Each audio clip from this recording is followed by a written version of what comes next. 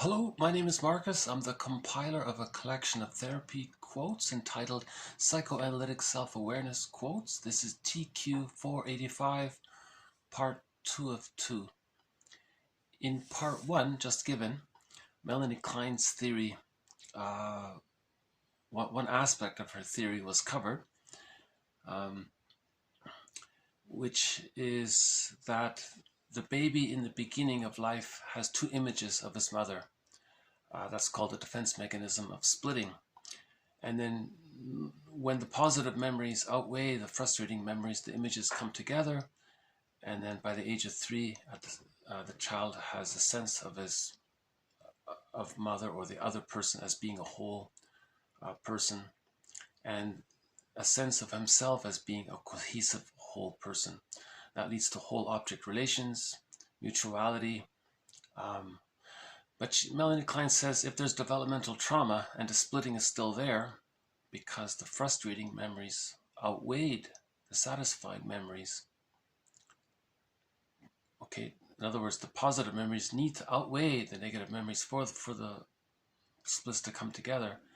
If it's the other way around, the splitting is still there because it's too painful to accept the frustrating memories, and the child deals with it by denying it, so he's splitting it away from himself. And in the earlier video, we talked about some of the consequences of that. The person isn't able to mourn, because in order to mourn, you need to mourn a representation of the person as a whole person. But if psychically you see them in these all good, all bad images, we're not mourning them. So Klein said the mother from 6 months onwards is good enough, and the splits come together. So it's good enough. And I was just thinking about a song just now that talked about how a person received good enough love. The song is called Enough Love. So I'll just play one quick clip from it, from Dan Catherty.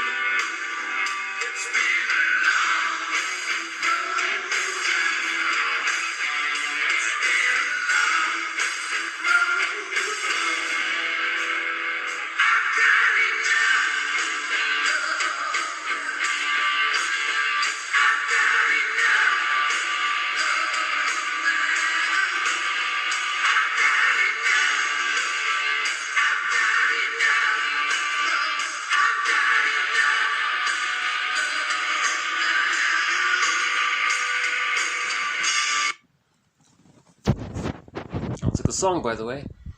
So he's talking about throughout his life, he had positive experiences, and they condensed, and he was able to take them in, and he found gratitude.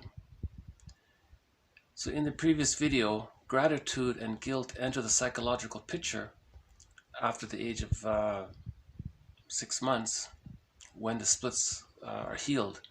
So we heal the splits when we face our ambivalence and look for the good and the bad, and the working through process. I entered that video with a question from a self-help author. She says, in your journal, ask yourself every day, what's the best thing that has happened to you today? If a person can't answer that, or he gives a cynical answer to it, that's a sign that the splitting is still there. Because when the splitting is still there, to deal with the anxiety of that, the person is going to project the rejecting image of the mother onto the outside world and expresses hostility that way towards his mother. Or he identifies with the rejecting image of the mother, and he communicates to others what was communicated to him, right? So if the mother was caught in her existential dilemma and used the child and the child identified with her. Now he's using others, exploiting others. He's negative that way. So if a person can't answer that question, what's the best thing that has happened to you today? That's a sign maybe the person still carries that deep ambivalence, the unconscious memory of when the person was a baby. The frustrating memories outweigh the satisfying memories, and he couldn't internalize enough love. Klein says you need to internalize enough love to bring the splits together, to achieve gratitude. He's singing in the spirit of gratitude, so he's internalized enough positive memories, right, to be able to express that gratitude. Again, if a person doesn't feel gratitude, or he doesn't feel guilt, or any of these, more human, the more human emotions, that's a sign of the splitting, because he's too wrapped up in the developmental trauma of his life force being affected to the rejecting image of the mother. So remember what Fairbairn said, the more rejecting the mother is, the more the baby bonds to the rejecting mother, because the baby needs the mother more, so he tries harder and harder to bond to the person. So the more rejecting the mother is, the more the baby needs the mother, the more he tries to bond with her, the stronger the attachment, and the more afraid he is to let go of the rejecting image of the mother. But this he all denies and splits off, or he identifies with. Okay, and then from that position of splitting, the person is engaged more in sending out his negativity. Okay. When there isn't a developmental trauma, the person can take in the good, can receive in the good. So that question that the self-help author gave, I forgot who it was, she asked, what's the best thing that has happened to you today? That's a clue to both, to what degree is the splitting still there? It's meant to be existential hearsay by the age of 3. So if a person cannot feel gratitude, that's a sign he still has that unconscious ambivalence, right? Now, to answer that question, there may be some ambivalence. That's okay. He's holding the tension of, yeah, that was good and it was not so good. But he's acknowledging both sides. And finally, in the psychological birth, the positive memories significantly outweigh the negative memories. Then you have a whole representation of the other.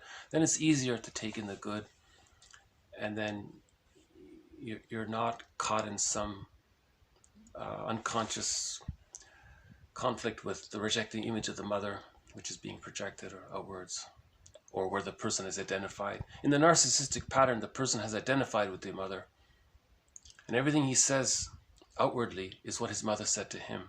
All the negativity from the narcissistic, all the negativity that comes out from a person with a narcissistic pattern, that's really what his mother said to him. He doesn't realize it. The words may be different, but the sentiments are there. So there's a huge, deep ambivalence to face that, right? That's why the working through mourning, the working through processes can be painful. Really, was it the case that the person as a baby achieved received more frustrating memories than positive memories? Was it the case? Whoa, so the person has to speak honestly about what he remembers and free associates, and the therapist understands this process. So now the client is internalizing the new positive memories, just like the character in the song internalized the positive experiences with his friend. The client internalizes the positive experiences with the therapist, and he can that builds that tips the scales. In other words, that builds more love on the scale of love. Remember the First Nations story? We have 2 within. Who do you feed? So you want to feed the love, right? To achieve whole object relations. So just a quick follow-up, I thought, to the previous video. I'll just run through the quote one more time in case you haven't seen part 1. This is TQ 485. Normally, by about 6 months of age, the baby has achieved a rudimentary sense of mother as a whole person with good and bad aspects, who is generally seen as good and need satisfying. This takes place when the good, pleasurable, satisfying experiences outweigh the bad ones, such that there is little credence to the infant's paranoid fantasies of being persecuted and devoured. So that's the rejecting image of the mother. When there's that developmental trauma and the splitting is still there, the image of the mother in the child's unconscious is quite frightening. That's why when he's projecting this image onto non-threatening substitute others, he's aggressively trying to convince himself and others through rationalizations, excuses, cherry-picking, equivocation, logical fallacy. He doesn't care. He's determined to maintain the denial of the rejecting image of the mother because it's too painful to face. And the way to not face it is to project it outwards and convince himself and others that it's outwards, then he doesn't face it, what's inside. Because in the child's psyche, it's a frightening person. It's a frightening creature to feel that. So remember, from the baby's point of view, the image of the mother is more frightening than the reality of the mother, right? When the depressive position is achieved, introjection comes to outweigh projection as the primary defense mechanism. The baby wants to take in those needed and good qualities of mother. Okay, so here again, sometimes you hear people say, I can't take in the good. The rich person had some good lifestyle, he doesn't take it in. He's still so negative. See, it's an issue of the psychic world, how he sees the world from the psychic perspective. So even the guy's a millionaire and all this, and if he's still so negative, see, the splitting is still there, right? The natural development, the baby can take in the good. You see, he's experienced the good. In the splitting position, the frustrating memories outweigh the good, so he's afraid to take in the good. Because with it, there's too many negative memories with it, so he denies the good. He can't accept the good because it just triggers memories of the bad from the baby's point of view, right? But in healthy development, the child can accept the good because the good outweighs the frustrating. So the child welcomes and is happy to identify with the positive traits of the mother, right? But no mother's perfect, so there's some ambivalence. In the beginning, the child sees the mother as both frustrating and rewarding. But by the age of 3, the child gets the full picture of the mother as whole object relations, right? Ambivalence functions as a defensive holding place, less primitive than outright splitting, in which the infant has the opportunity to work through the conflicts that characterize the depressive position. Okay, this jargon, the depressive position, has nothing to do with depression. It's just, again, it's her jargon. The stage of splitting she calls the paranoid schizoid position. It's a position. Schizoidal, because the splits are so far apart. The mother's seen as all good or all bad. It's so detached from reality, so it's schizoidal. And then he projects that frightening image of the rejecting mother onto non-threatening substitutes. That's paranoidish-like because that person is completely safe, but you're convincing yourself he's so threatening. You see, he's doing it to preserve the split. So Klein's jargon is the paranoid schizoid position. When the splits come together, you see the two sides. That's the depressive position. One author says that's because if you think bad about your mother, you're hurting the person you love, so you may feel a little guilty, right? Gratitude and guilt enter the psychological picture after the age of 6 months with a secure attachment style. Okay, so with a secure attachment style, gratitude and guilt enter the picture. With a secure attachment style. With an insecure attachment style, the person is more removed from those feelings because he's too caught up in the drama of the splitting. Something being all good or something being all bad, and that's all he's caught up in. Right? Klein also adds to the understanding of mourning by suggesting that the task of mourning is to restore the inner world of good objects that had been achieved in the depressive position. She also believed that new object relations in the adult's world could aid in the process, just as it was the goodness of the mother that helped the baby overcome the earlier phase. Okay, so the main idea is that splitting precludes mourning. If the person still has that psychic structure of seeing the world in all good, all bad, doesn't feel gratitude and so on, can't take in the good and so on, can't answer the question, what's the best thing that's happened to you, without being cynical or negative or sardonic or whatnot. Splitting precludes mourning. Klein says if a person does achieve the so-called that ambivalence, then in mourning you just return to the ambivalence because you have it there, right?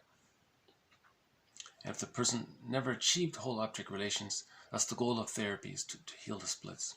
Just like the mother helped the baby at the age of 6 months heal the splits, the therapist can help the client heal the splits at any age. So I just wanted to add that little follow-up to the previous video. The bulk of this quote is in part 1. It doesn't say part 1 of 2. I just thought afterwards I wanted to follow up with the idea that if someone is being cynical to that question, what's the best thing that has happened to you, and it's something about putting others down, and he's glad about that, if it's something negative like that, that's the sign of the splitting. And I wanted to follow up with a song about how somebody felt gratitude because he internalized the good. He can accept the good, and he was grateful to the person. And maybe I can see if I can find it again before we close here. I think I've already closed it. So the song was called Enough Love. It's a live version, 2008, and I'll just leave it there. Okay, so thank you very much. This has been TQ 485, part 2 of 2. More to follow. Bye for now.